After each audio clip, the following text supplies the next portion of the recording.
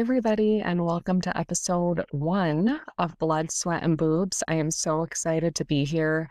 I have been wanting to do this podcast for, God, years now. And I feel like the universe definitely throws things at us to force us to finally do the things we've been thinking of.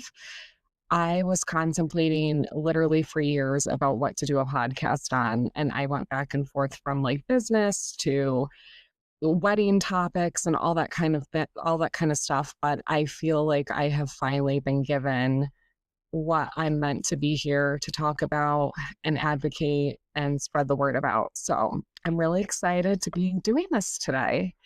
So I decided to do the first episode as just an introduction so you guys can get to know me. I'm going to talk about my diagnosis and how I discovered it and kind of how Blood, Sweat, and Boobs has come to be at this point, because it's kind of taken on a life of its own, which is really cool. So my name is Abbie. I'm 34 years old, and I was just recently diagnosed with stage 4 metastatic breast cancer. I will kind of backtrack and tell you guys how it all began and my story. But to start off, I don't like to just introduce myself and say, "Hi, I'm Abbie. I have cancer," because there's more to me than just that. I am a business owner. I own a bridal boutique in Central Connecticut, and I am a fiance. I'm a cat mom, and I have a bunch of hobbies that I've actually really gotten into since this whole thing has happened.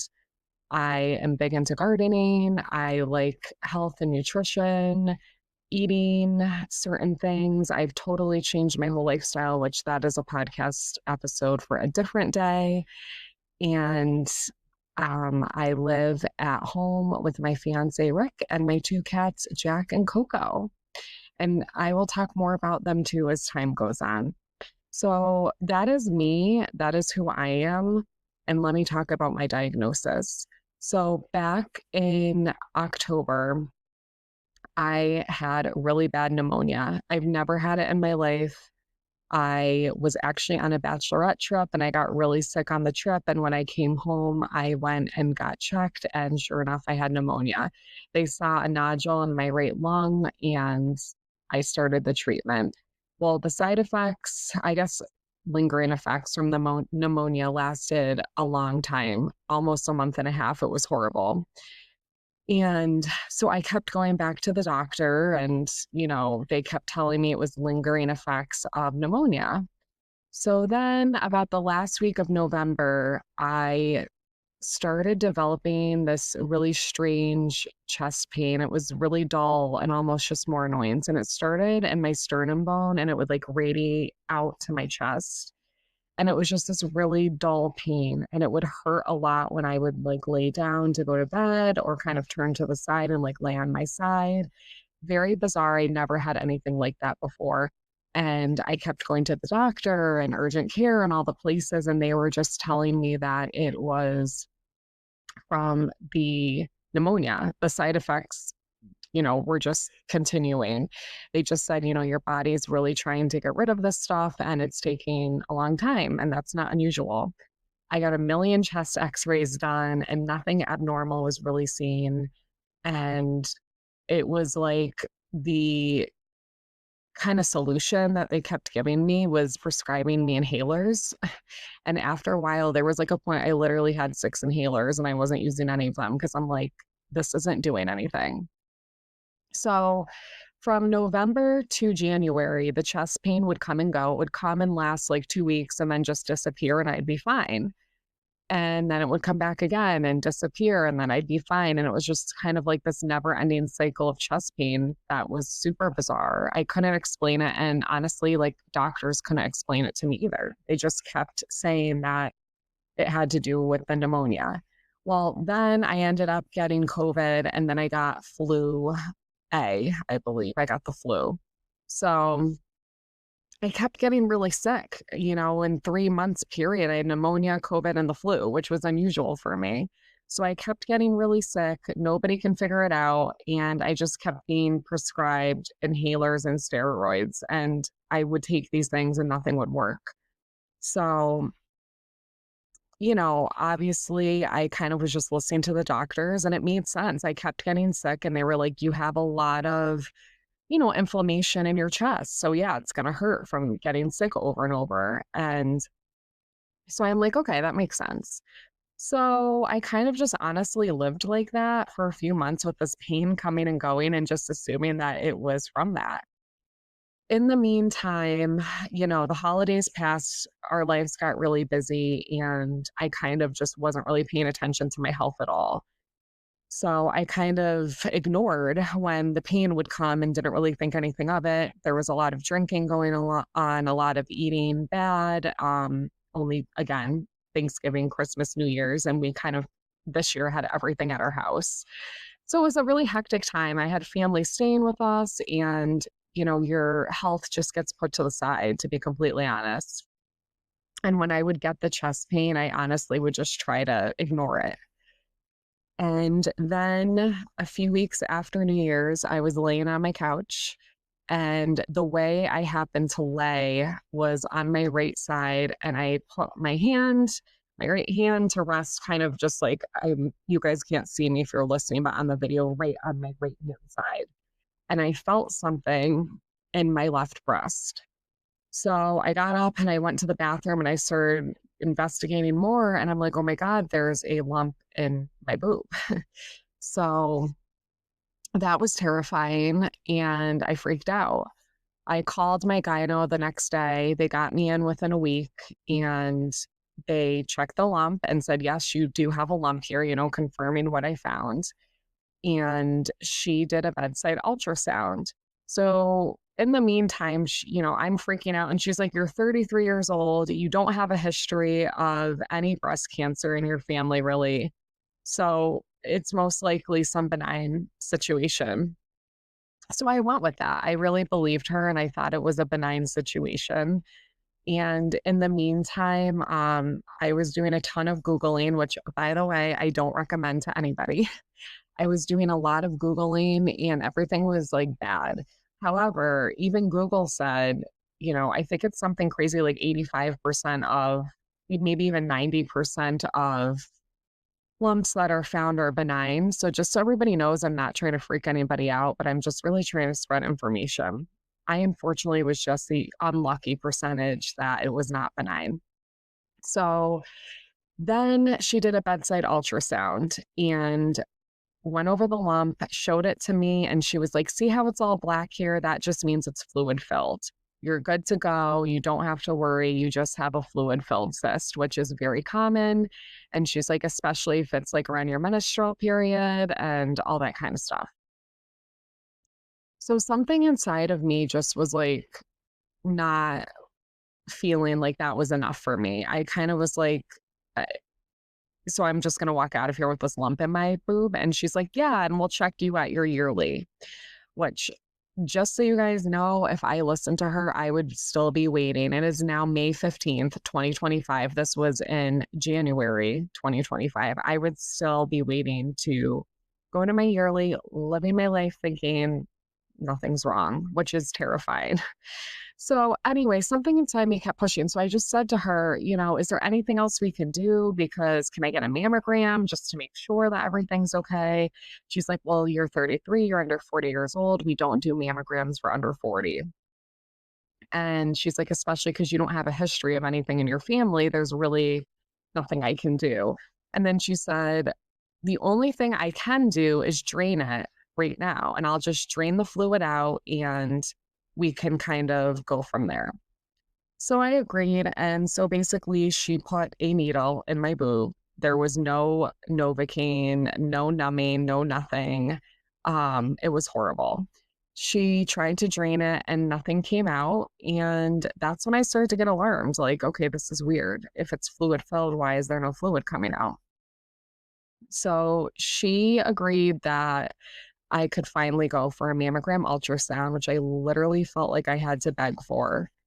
And so I went for the mammogram ultrasound about a week after. Like half of this whole thing is waiting. It's a lot of waiting around.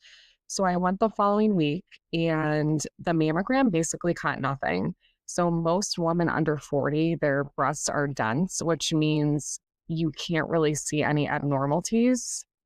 And mine were dense and nothing was really seen. So I got out on the mammogram, no big deal. And then they did an ultrasound. And the ultrasound is what caught the breast cancer.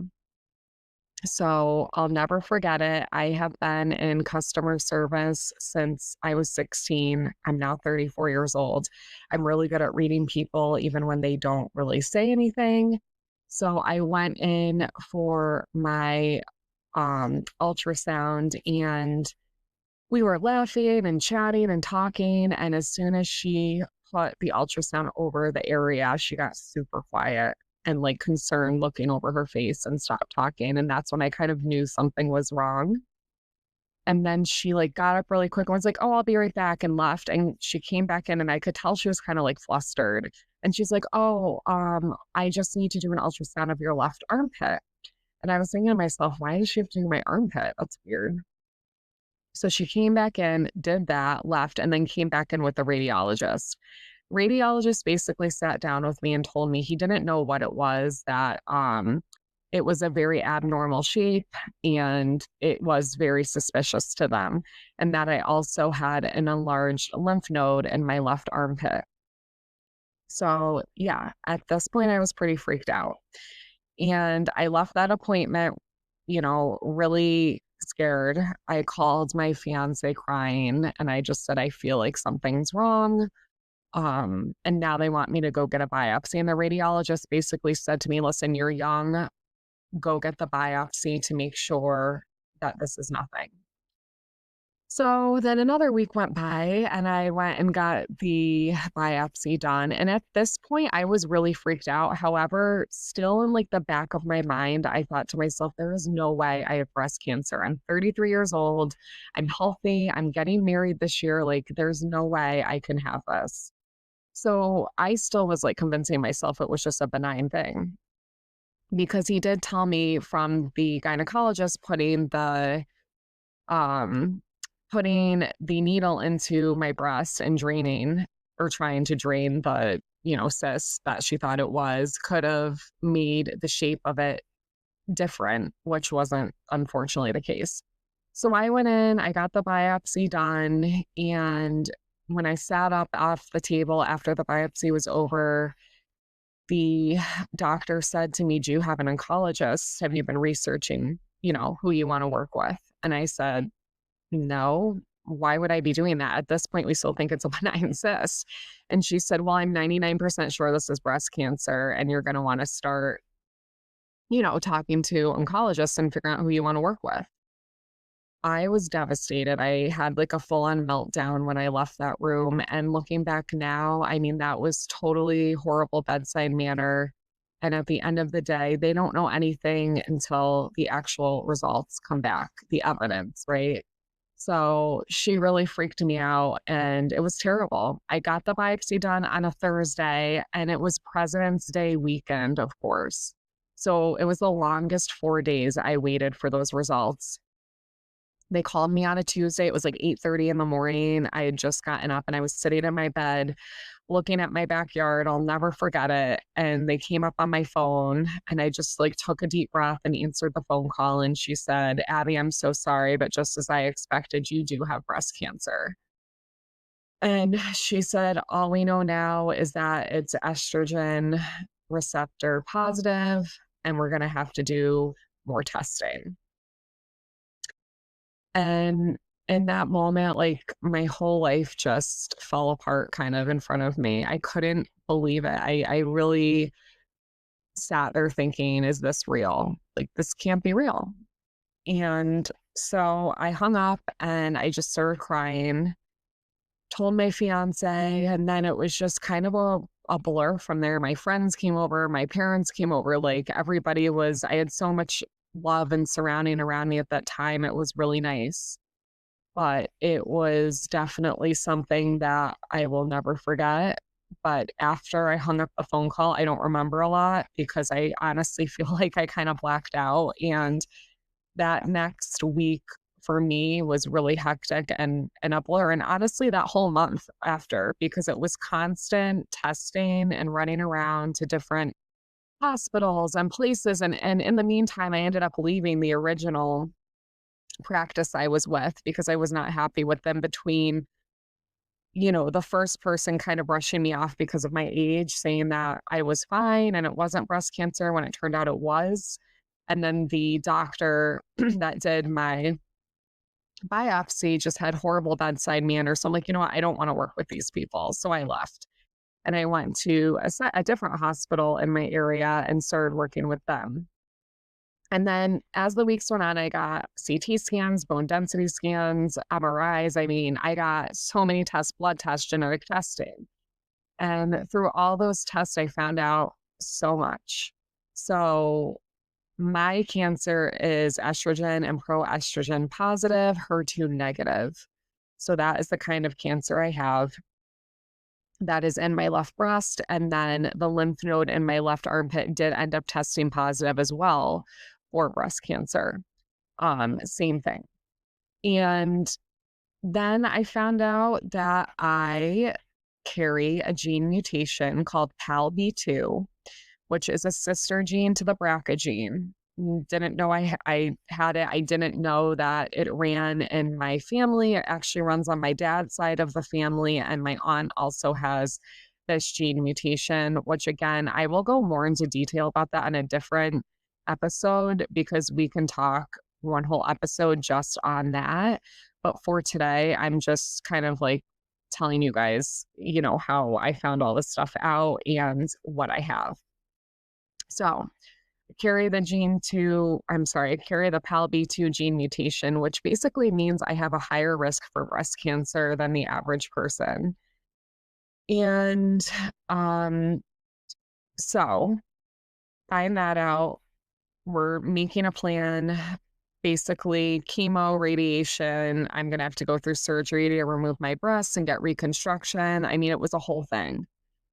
And I told them about my chest pain, and the oncologist even said, it's probably just from being sick. I'm not really concerned about it, all these things. In the meantime, let me just back up because I forgot to throw this in. While I was waiting on my biopsy results to come back from my breast, this was from the original diagnosis, I woke up one morning and went to work and I felt really weird. And what I mean by that is my chest pain, where my sternum bone is, to my chest wall was hurting the worst it ever has.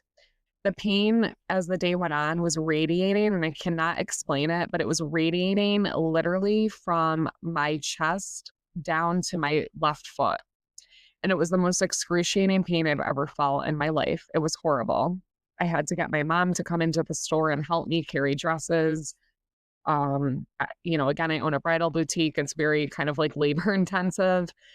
It was horrible. And so that night I was in so much pain where I couldn't even sit down. I couldn't lay down. I couldn't move. It was horrible. I went to the ER and here's another story that, I feel like the medical system is all wrong, but I went there and he basically told me I was having an anxiety attack. That was his, everything. And in his defense, all my tests came back normal. My blood, they did a chest x-ray, like everything was normal. That's the other thing. And still to this day, guys, my blood work is like normal, flying colors, nothing wrong. The only difference now is I'm on a oral drug that lowers my white blood cell count. But before that, my blood work was perfection. So also really scary. But in the meantime, I had cancer. So it's bizarre. So he ended up giving me just like morphine, basically, which did help for a little bit and sent me home on my way. The next day, I still was in pain, but it wasn't as bad. And then when I got home from work that night, it was even more intense. And it literally felt like my sternum bone was like I was having almost muscle spasms, but like painful ones, and my sternum bone radiating through my body. I was in tears. I literally could not, again, sit down, lay down. I couldn't get comfortable. It's like all I could do was stand, and it was horrible. So again, I go to the ER. Now I'm back for the second night, and it's the same doctor. And he basically says the same thing. He's like, I'm looking more into it. You might have a bad case of pleurisy, which is like a lung inflammation thing that happens, especially after people have like the flu or pneumonia and things like that. And I had all those things. So then he chalked it up to I just had a really bad case of pleurisy. And he prescribed me like muscle relaxers and all these other things, anti-inflammatory drugs, and sent me on my way. And then over time, that pain did go away, but it was excruciating pain. I do now know that was my cancer spreading, most likely to the sternum bone. But in that moment, I mean, that was the last thing I thought. And like I said, they did a chest x-ray, didn't catch anything unusual. So then fast forward, I get my CT scan done, I get my bone density scan, and my oncologist at the time called me and said, unfortunately, your breast cancer has spread to your bones, to your liver, and to your lungs. So you have stage 4 metastatic breast cancer. And that was probably the scariest phone call I've ever gotten in my life. It was horrible. And I didn't even know what that meant. I didn't know anything about that. Now looking back again, that oncologist definitely jumped to conclusions as well, because my prognosis is a little different now and my diagnosis is a little different now than what they originally told me. So obviously, as you guys can imagine, everybody was freaking out, up in arms. I mean, I had my friends come over, my family, like literally, I hate to say this, but it's like she made me feel like you're going to die tomorrow type of thing. And I just couldn't believe it. I just was like, I feel healthy. Like, how is this happening to me?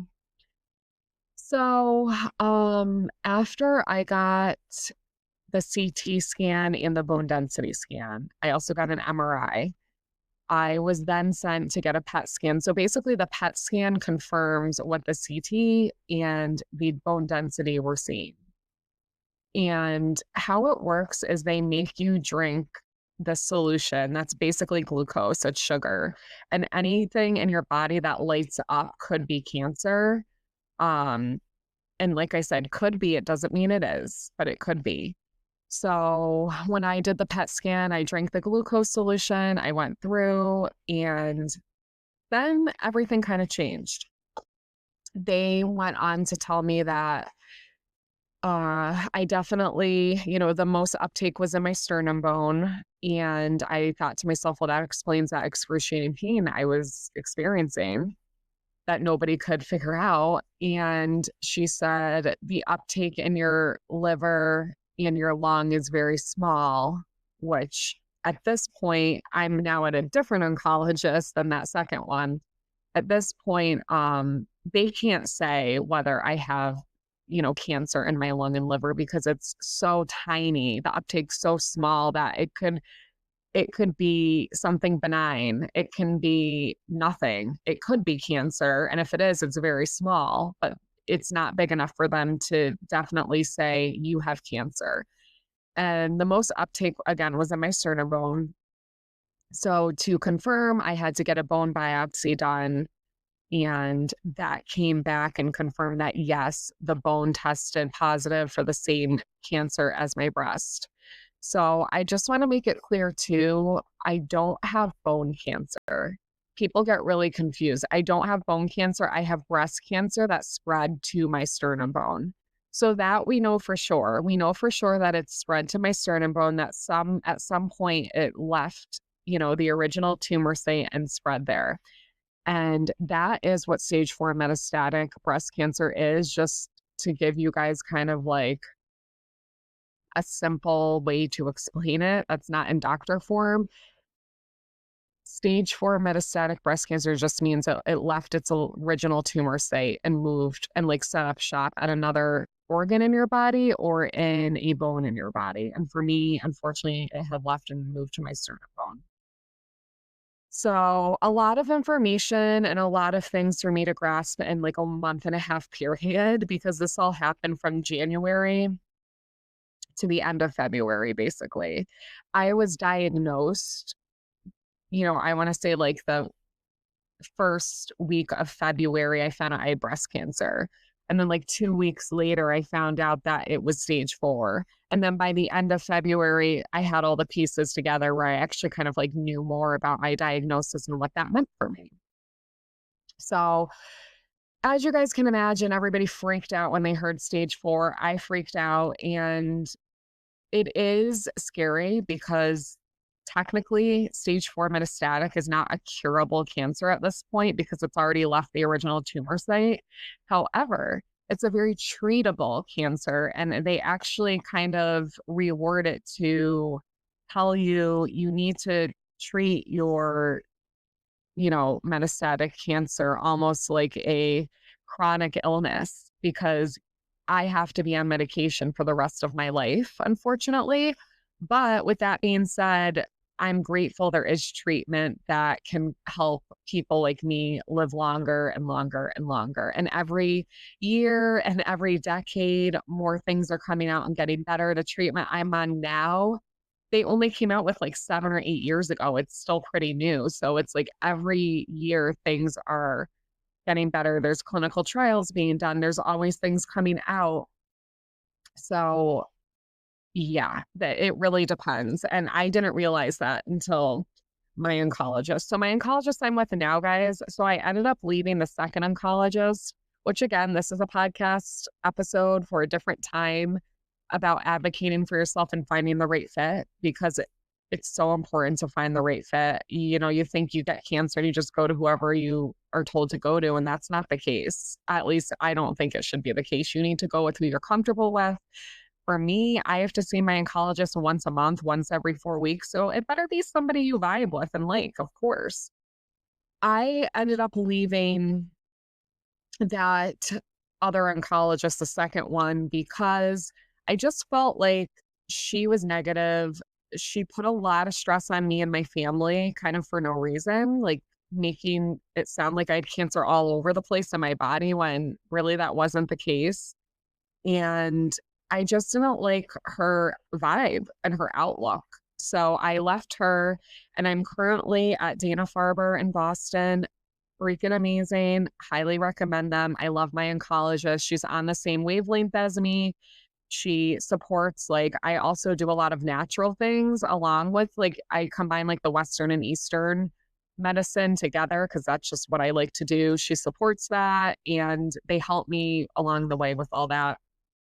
And they're just positive guys. They have a great outlook. I was just there last Tuesday getting a Zometa injection, which is for bone. It strengthens your bones. And they just said to me, keep doing whatever you're doing because like things are looking great. Your blood work's looking great. I won't get another scan until August. So I won't really know what's going on in my body until the end of the summer, which is fine. But they're like, for now, just keep doing what you're doing because it's working. So that was really awesome to hear on that level from them. So I do actually like I don't like love going there because it's a cancer center, but I do look forward to going and seeing her. And honestly, just the whole team, the nurses, that even the people that check you in at the front desk, like everyone's just so like happy and like my vibe. Whereas like the other place, I felt like everyone was kind of like dark and depressed and just not in a good mood. So total change of pace. So definitely recommend finding a place you feel comfortable, which again, I'll do a whole podcast on that. So that is kind of how I found out my diagnosis, guys. That's my story. That's how I came to this platform, Blood, Sweat, and Boobs. And I am currently on a regimen now. So I take oral drugs. That's really my treatment. I take oral drugs every day. Kisqali, which is ribocyclin. It's a targeted therapy that basically targets the cancer cells and shrinks slash tries to kill them. And then I am on a hormone blocker every night. I take my hormone blocker, and that basically puts me into premenopause, medically induced menopause, which means my cancer grows off estrogen and proestrogen. So it's basically keeping everything like down and under control. It's unfortunate, but it is what it is. I have to do it. So I'm on that. And then I get a shot of Lupron every month in my butt. And that is also to keep the estrogen low and kind of like basically it shuts off your ovaries. That's what between the hormone blocker and the Lupron, that's what it does. And then I just get a ton of blood work. And I have to go once every 3 months for my Zometa infusion, which basically what Zometa is, the hormone blocker breaks down your bone density and strength, which can cause osteoporosis. So the Zometa is just a sealant. Basically, it seals your bone to keep your bone strong. And that is also why I do a ton of strength training because it's so important for somebody like me to keep my bones strong and healthy. So that is the goal. And I'm going to just wrap this up with going into why I started Blood, Sweat, and Boobs. So when I first got diagnosed, I had a really hard time finding many platforms for a woman 40 and under, and especially metastatic. I mean, metastatic stage 4 breast cancer, women out there are very hard to find. There's not a whole lot of us out there in the breast cancer world. And I should rephrase that. There are actually a whole lot of us out there, but they don't have as much advocate, advocation for this and for stage 4 and platforms like they do any other breast cancer. So I just feel like I'm on a mission to create that for people like me and just to spread the word to everybody because I feel like people don't really understand what metastatic is. So I just want my channel to kind of bring more awareness, education, and hope to that, and that this diagnosis doesn't have to be a death sentence by any means. You can still live a healthy, happy, long life with this. And I want to share so many things that I have been learning along the way that I implement and do for myself that work for me to hopefully share with you guys. You do not have to have breast cancer to listen to my podcast. This can really go for anybody with any kind of illness at all. It doesn't have to be cancer. It can be an autoimmune disease, or it could be just you want to better your health and life. I would just want to throw in there, I'm not a doctor, I'm not a healthcare professional, but I have learned a ton in these past few months since being diagnosed that have changed my life completely. So we're going to be talking a lot about health and wellness, a lot about like natural remedies. But I do want to also talk a lot about like the Western medicine because I feel like there's a lot of negativity towards that.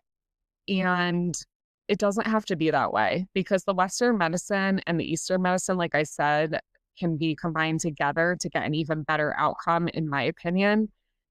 So I just want to talk a lot about that.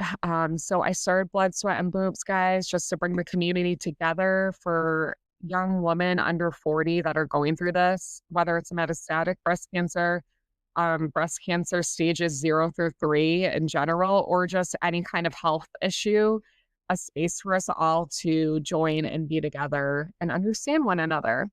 And I also just think it's really important to bring this information to you guys. And lastly, a lot of the breast cancer platforms I was finding, whether it be like Facebook groups or, forums online, even YouTube channels, TikTok channels, everything was really dark and depressing. I mean, people were like in hospital beds, like crying, like saying, I'm going to die, all these things. And I just don't like that in my realm. And I want to put a platform out there that is positive and happy because it does not need to be like that. And I'm just going to end this episode by telling you guys mindset is everything. If there's one thing I can tell any of you, mindset is everything. If you are laying in a bed crying saying you're going to die, you most likely will. But your cells react to your mindset and your mind controls your body. So don't forget that. Mind controls your body. Body does not control mind. Whatever it is you're going through in life, whether it's something that I'm going through health-wise or just a bad relationship, you're not happy in your job, you're not happy financially, you're not where you want to be in life, whatever it might be, just remember that mindset gets you many places. So Thank you guys for joining episode 1 of Blood, Sweat, and Boobs. And I will be releasing episodes every Tuesday. So thank you guys so much. I hope you enjoyed this. Please follow us.